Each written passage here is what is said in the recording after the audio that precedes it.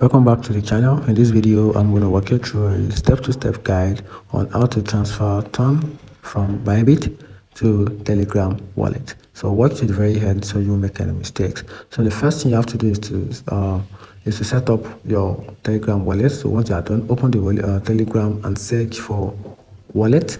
Then start a chat with the wallet bot. Then tap on receive ton to get your ton wallet address. Then after that, copy the address, then open your Bybit app or the website or any of the version that you have, then log into your account, then tap on assets. From there, click on withdraw, then select ton as the cryptocurrency, then paste your wallet your Telegram wallet address. Make sure the ton network is currently selected, then enter the amount of ton to transfer. Then after that, double check the address and network. Make sure you copied the right address and you're on the right network, which is very important so you won't lose your assets. Then after that, complete any security check, then confirm the transaction, then check the Telegram wallet.